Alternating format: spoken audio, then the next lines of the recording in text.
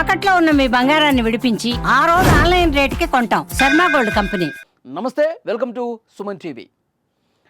Loan మీద mobile phones తీసుకుంటున్న వాళ్ళకి ఇదొక బిగ్ అలర్ట్. తప్పకుండా చూడాల్సిన వీడియో ఇది. ఈఎంఐపై మొబైల్ ఫోన్ కొనుగోలు చేసిన వారు బకాయిలు చెల్లించడంలో విఫలమైతే, చెల్లించలేకపోతే వారి ఫోన్లను దూరం నుంచే లాక్ చేసేందుకు రుణ సంస్థలకు అనుమతి ఇవ్వాలని రిజర్వ్ బ్యాంక్ ఆఫ్ ఇండియా యోచిస్తోంది. మొండి బకాయిలను తగ్గించే లక్ష్యంతో ఈ మేరకు ఇలాంటి ఒక కొత్త మార్గదర్శకాలను రెడీ చేస్తున్నట్లు అధికారిక వర్గాలు తెలియజేస్తున్నటువంటి పరిస్థితి. దేశంలో చిన్న మొత్తాల రుణాల ఎగవేతలు పెరుగుతున్నటువంటి పరిస్థితుల్లో వాటిని అరికట్టడం కోసం ఆర్బీఐ ఈ చర్యలు చేపడుతోంది. అంటే గతంలో కొన్ని ఫైనాన్స్ కంపెనీలు అనుసరించినటువంటి ఈ విధానాన్ని ఆర్బీఐ ఎప్పుడో నిలిపేసింది. అయితే ఇప్పుడు రుణ సంస్థలతో సంప్రదింపులు జరుపుతున్న పరిస్థితుల్లో పటిష్టమైన నిబంధనలతో కూడిన మార్గదర్శకాలను తన ఫెయిర్ ప్రాక్టీసెస్ కోడ్లో చేర్చబోతోంది. రాబోయే కొన్ని రోజుల్లోనే ఈ కొత్త నిబంధనలు వెలువడే అవకాశం ఉన్నట్టుగా తెలుస్తోంది. ఈ కొత్త నిబంధనల ప్రకారం రుణం ఇచ్చే సమయంలోనే ఫోన్ని లాక్ చేసే అవకాశంపై వినియోగదారు నుంచి ముందస్తు అనుమతి తీసుకోవటం తప్పనిసరి అన్నమాట. అంటే ఫోన్ను లాక్ చేసినప్పటికీ అందులో వాళ్ళ డేటా ఉంటుంది కదా, వ్యక్తిగత డేటాను యాక్సెస్ చేసే అధికారం రుణ సంస్థలకు ఏమాత్రం ఉండదు. ఓన్లీ ఫోన్ లాక్ చేస్తారంతే. వినియోగదారుల డేటాకు రక్షణ కల్పిస్తూనే రుణాల రికవరీకి వీలు కల్పించడం దీని యొక్క ప్రధాన ఉద్దేశంగా ఒక అధికారి తెలియజేసిన పరిస్థితి. మరి ఈ నిర్ణయం అమల్లోకి వస్తే బజాజ్ ఫైనాన్స్ కావచ్చు, డిఎంఐ ఫైనాన్స్ కావచ్చు, చోళమండలం ఫైనాన్స్ కావచ్చు, ఇలాంటి ఫైనాన్స్ సంస్థలకు లబ్ధి చేకూరబోతోంది.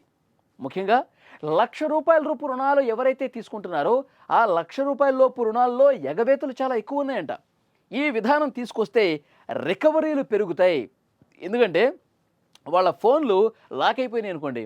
ఫర్ ఎగ్జాంపుల్, ఒక వ్యక్తి ఈఎంఐలో తీసుకున్నాడు, ఒక మొబైల్ ఫోన్ తీసుకున్నాడు, 70,000 80,000, 4 నెలలు కట్టాడు.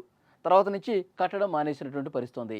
వెంటనే ఏం చేస్తారు, ఒక నెల చూస్తారు, ఇంకో సెకండ్ ఈఎంఐ కూడా కట్టకపోతే వెంటనే అతను ఫోన్ లాక్ చేసేస్తారనమాట. లాక్ చేస్తే అతను ఎవరికి కాల్ చేసుకోలేడు, ఎలాంటి ట్రాన్సాక్షన్స్ జరగవు, అసలు ఎలాంటి ఇన్ఫర్మేషన్ అతనికి ఆ ఫోన్ ద్వారా రాదు. మొత్తం డెడ్ అయిపోయినట్టే ఉంటుంది. ఫోన్ పనిచేయదు కదా ఇంకా. సో కాబట్టి ఇక త్వరితగతిన ఈఎంఐ కట్టడానికి ప్రయత్నం చేస్తాడు. ఇలాంటి మొండి బకాయిల్ని ఈ విధంగా చేస్తేనే, ఇలాంటి నిబంధనలు తీసుకొస్తేనే సరైందని చెప్పి ఫైనాన్స్ సంస్థలు భావిస్తున్నాయి. 2024 నాటి ఒక అధ్యయనం ప్రకారం దేశంలో అమ్ముడయ్యే ఎలక్ట్రానిక్ వస్తువుల్లో 1/3 వంతు చిన్న రుణాల ద్వారానే జరుగుతున్నటువంటి పరిస్థితి ఉంది. అయితే ఈ విధానంపై వినియోగదారుల హక్కుల సంఘాలు తీవ్ర ఆందోళన వ్యక్తం చేస్తూ ఉన్నాయి. దీనివల్ల లక్షలాది మంది వినియోగదారులను రుణ సంస్థలు ఇబ్బందులకు గురి చేసే ప్రమాదం ఉంది అని చెప్పి హెచ్చరిస్తూ ఉన్నారు.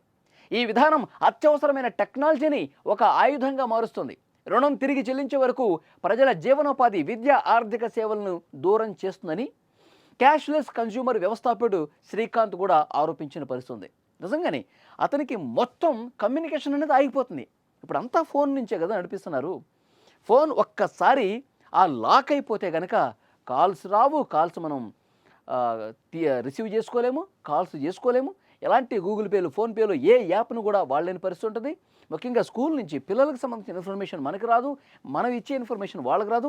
మొత్తం ఎక్కడికక్కడ కమ్యూనికేషన్ స్తంభించిపోద్ది, వాళ్ళ జీవనోపాధి దెబ్బతింటుంది, మొత్తం కూడా పరిస్థితి అగమ్య గోచరంగా తయారవుతుంది. కాబట్టి ఇలాంటి కఠినమైనటువంటి నిబంధనలు తీసుకొచ్చి లాక్ చేసి పారేస్తే అతని యొక్క పూర్తిగా అతన్ని రోడ్డు మీద పడేసే పరిస్థితి ఉంటుంది. ఇది కొంతమంది చెప్తా ఉన్నారు. ఇది కరెక్ట్ కాదని కూడా కొంతమంది చెప్తా ఉన్నారు. మరి ఆర్బీఐ ఏం డెసిషన్ తీసుకుంటుంది?